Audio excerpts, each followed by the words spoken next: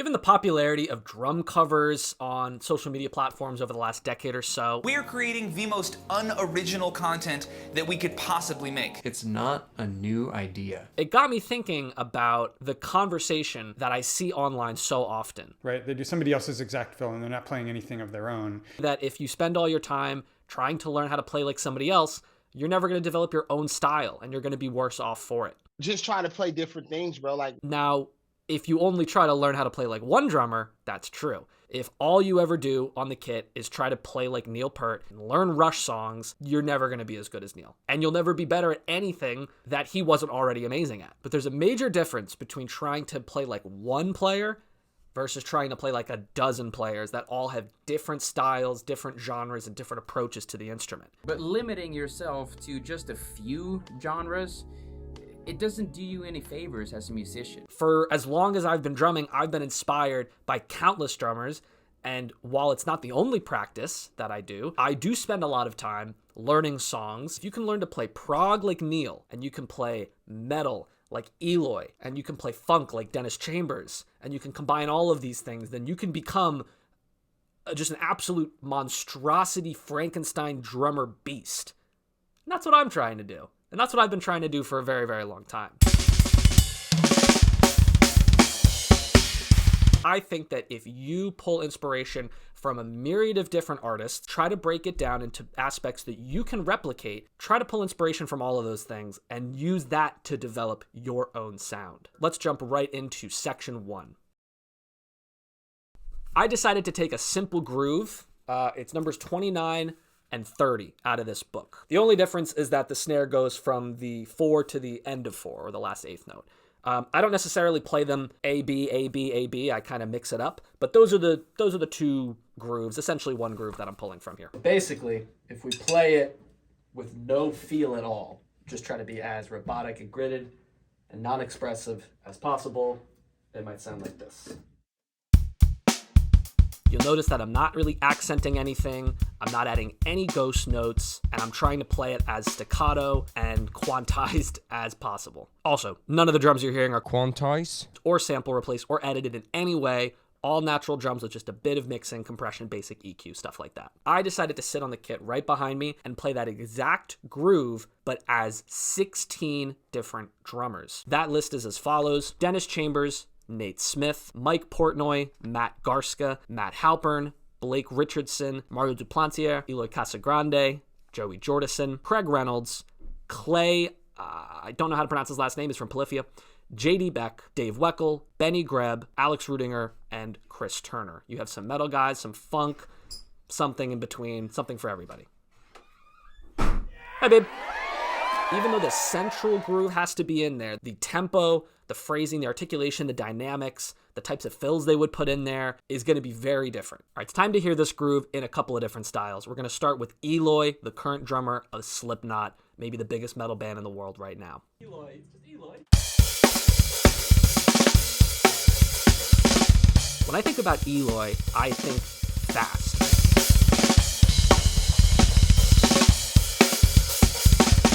Commanding attention and playing at a very high technical ability while maintaining an incredible amount of power.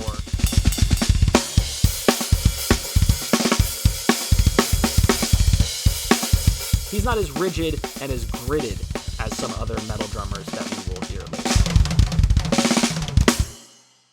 Time for, may he rest in peace, Joey Jordison, former drummer of Slipknot. Now, Joey does have some similarities to Eloy. There is a reason why they picked him, although there are a few distinct differences.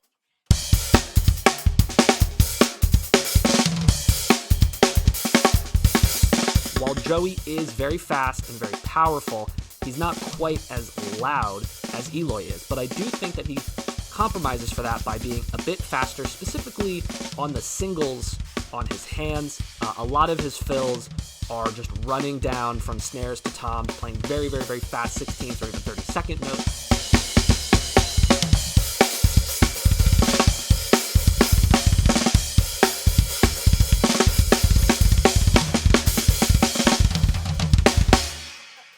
Time for Nate Smith, who I believe has maybe the best pocket of any drummer in the world.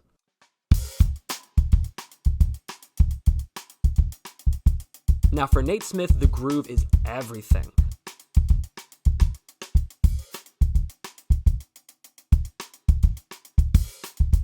Likes to play slow, but he has a very fast right hand when he wants it, and a lot of the times his left hand is focused on cross sticks. His bass drum is not being played too loudly, but his dynamic control really is incredible. Take a listen here.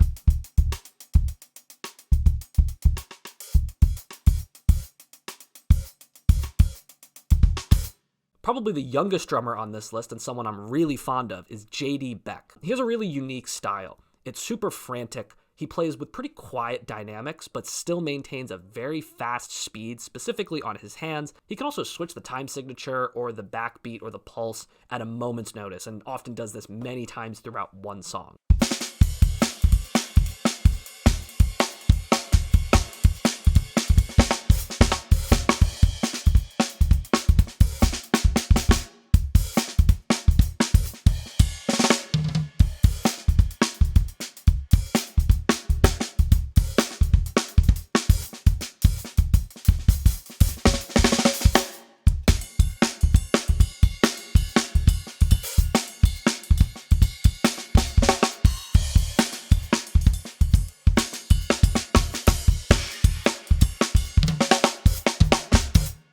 Next up is Mike Portnoy, famously the drummer of Dream Theater for most of their run.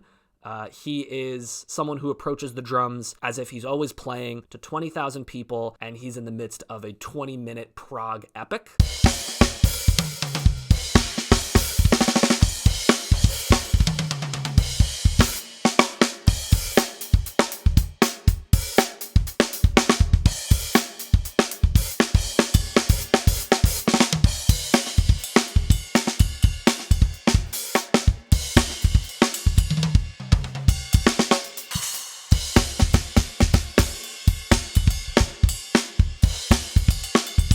A lot of sextuplets on the toms between that and the double bass.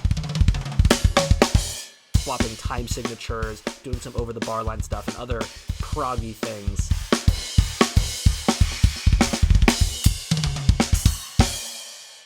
A lot of drummers on this list are influenced by Mike Portnoy, a Matt Halpern or a Blake Richardson without Mike Portnoy. These guys took what he was doing and then added their own spin onto it. That's exactly what I'm trying to do here. Dennis Chambers, one of the most legendary funk drummers of all time. He has an incredibly relaxed groove, always in the pocket, but a little bit more legato than, let's say, a Nate Smith staccato.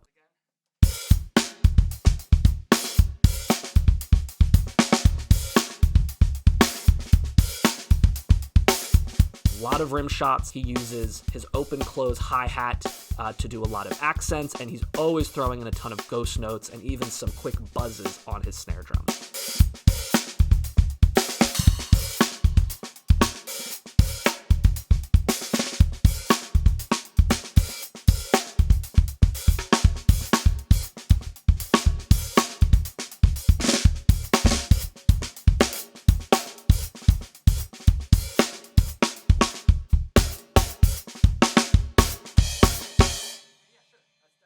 Last drummer we're going to use to emulate this groove is Chris Turner. He is the drummer of Ocean's 8 Alaska and also has his own solo stuff, and he's a great YouTuber. You should check him out. He pulls a lot of influence from trap and pop, specifically trap drums, which gives him a really interesting approach to playing what is ultimately a metal style.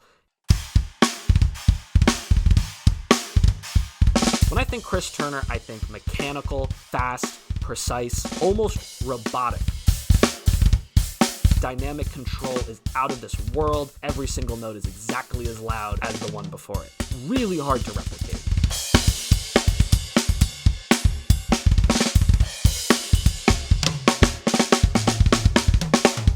Okay, I think we've heard enough grooves for now.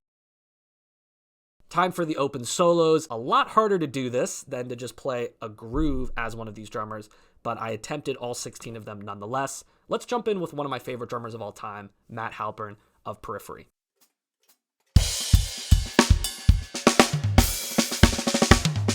When I think about Matt soloing, he typically uses his left foot to keep that hi-hat pulse while he is flowing in a lot of like triplet fills.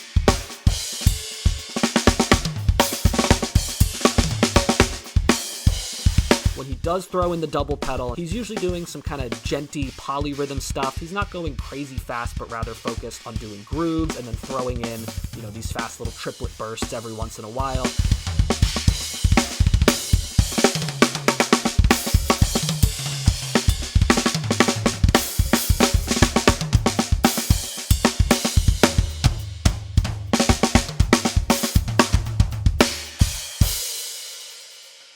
Next solo we're going to take a listen to is Clay of Polyphia. He, kind of similar to Chris Turner, has a big trap and pop influence, but he does not play quite as fast as Chris, and I would say he leans more towards pop.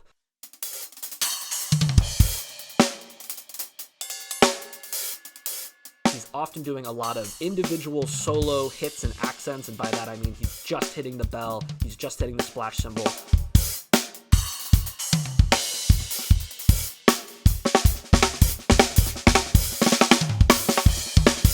Clay does a lot of fast 16th note, kind of linear, single foot and tom fills.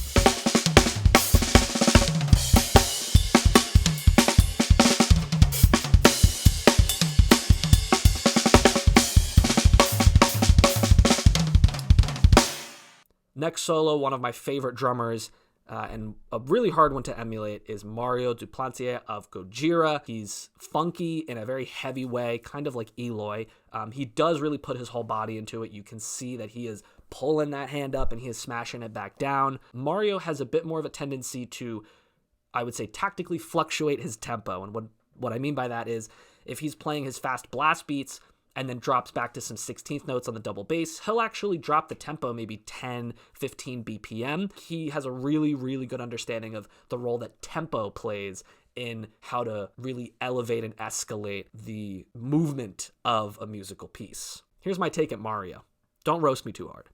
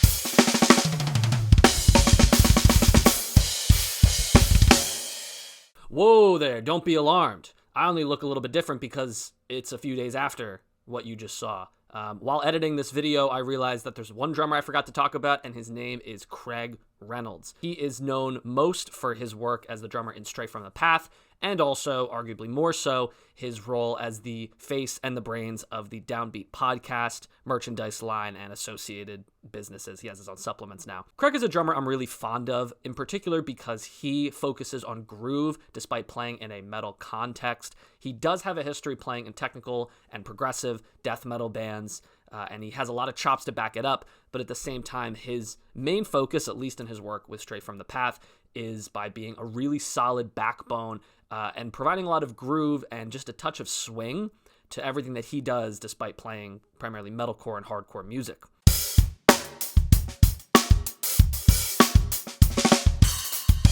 He does a lot of really interesting work on the hi-hat and single kick pedal to provide that groove, and also displacing his kicks with his hands for some kind of inverted blast beat.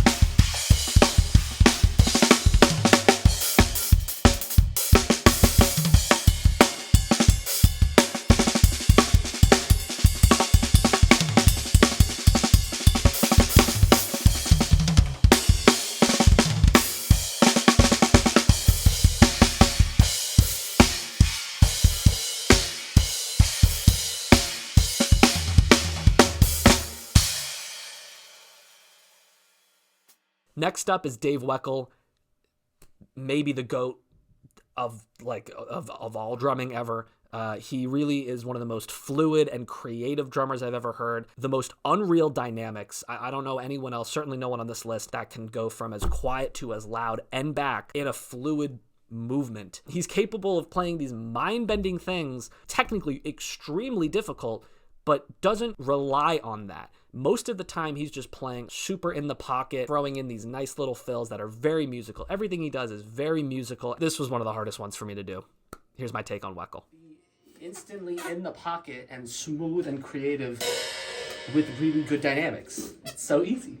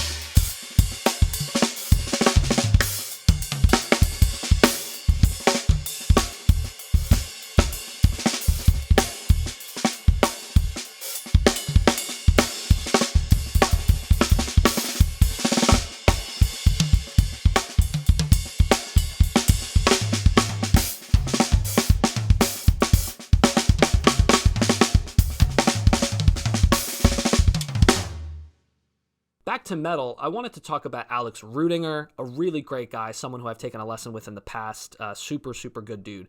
He is, similar to Chris Turner, a very precise, gridded drummer in the metal space, really fast, super fast feet, really fast hands. But unlike Chris Turner, I think he has generally higher and louder dynamics, a little bit more groove to him, and I think in terms of the way he likes to write, he's more influenced by death metal and, technical death metal and progressive metal compared to any of the trap or pop influences from Chris Turner. So when Rudy does a fill, it's going to be pretty intense, and he's not going to have as much moments of space in between some of these little accents like Chris Turner or maybe Clay of Polyphia would do. No, Rudy's going to go fast, and he's going to stay fast for the most part. But compared to someone like Eloy or Mario, Rudy is going to be super on the grid. Those bass drum notes are going to match every 16th identically. He's a freak for that. So, Rudy, I love you. Here's my take on you. I'm one of the most accurate, proficient metal session drummers in the world.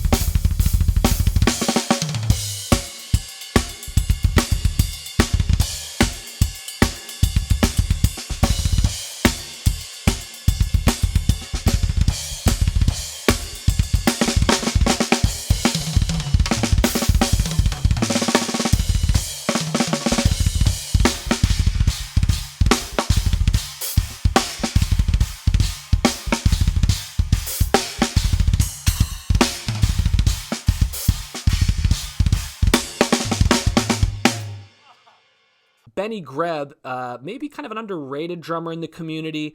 I think he's one of the most unique sounding right now. I guess you could call him a jazz drummer. I don't know. I mean, he's not metal, but he kind of does everything. When I think about him, it's mostly focused on the pocket and a lot of clarity over power. That's not to say that he plays quietly. I think he can hit really hard when he wants to, but he uses it sparingly so that it really has a greater effect every time he thwacks a floor tom.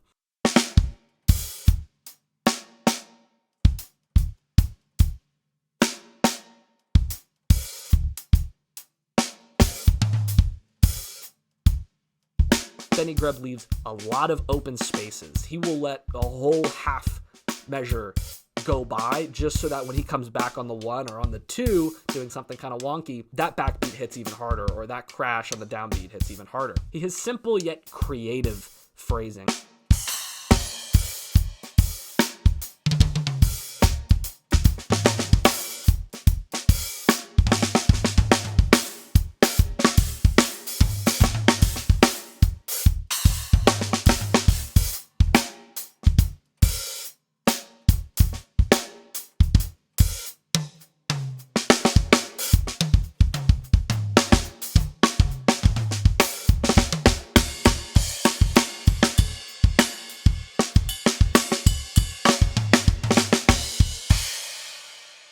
Blake Richardson of Between the Buried and Me, I mentioned, is someone who I see as drawing a lot of inspiration from guys like Mike Portnoy and Neil Peart. But what he brings to the table, I think, is just a little bit more speed, a little bit more mayhem, especially on his earlier albums like Alaska and Colors. And he has this dynamic capability to go from really fast, really intense, really mind-bendingly difficult with polyrhythms and over-the-bar line, different time signatures, and then he'll drop back and just play a jazz groove or a Latin groove for like 3 minutes straight without straying at all.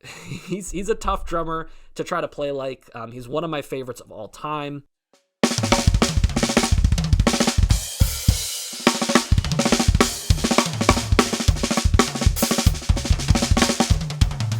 He will play a lot of crazy stuff, but at the same time, he's usually keeping that quarter note pulse. He wants you to kind of know where he is in the 16 bars of the solo that he's taking. And for example, I'm thinking Fix the Error off their most recent album, Colors 2, where he does just that.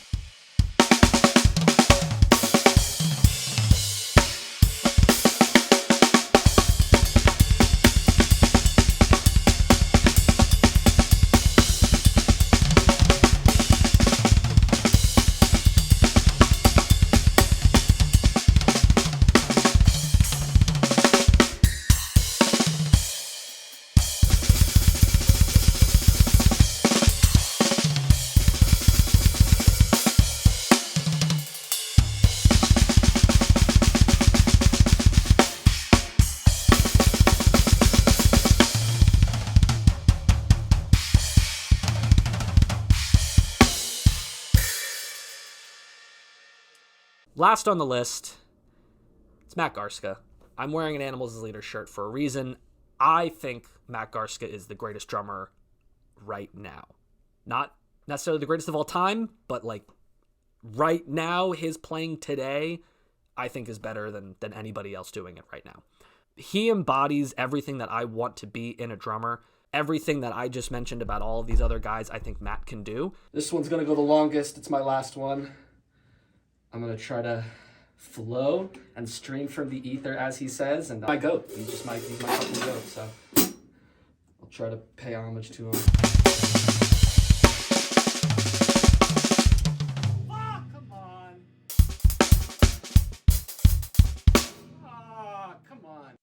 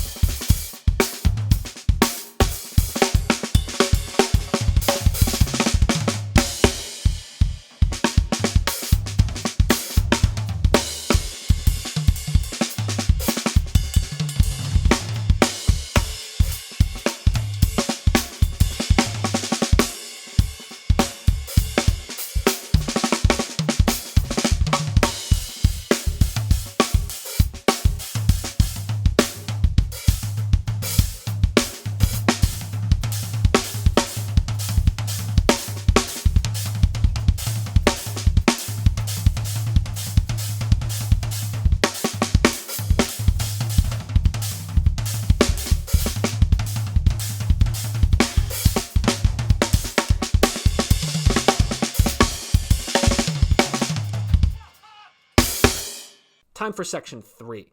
Now we're going to be using all 16 of these drumming influences to play as an amalgamation of them fluidly through one single piece. I pulled a kind of electronic ambient track from Kaz Drums. It's called Hero. You can find it on his YouTube channel. I will link to that below. And I played along to it. And in the process of doing that, I was going through my head and thinking about these drummers, but I'm not going to tell you who I was thinking about at any of these points. I want you to guess. If you learned something, if you feel like you have a better understanding of what makes these drummers each unique, I want you to try to find the bits of them that I left in this last piece for you.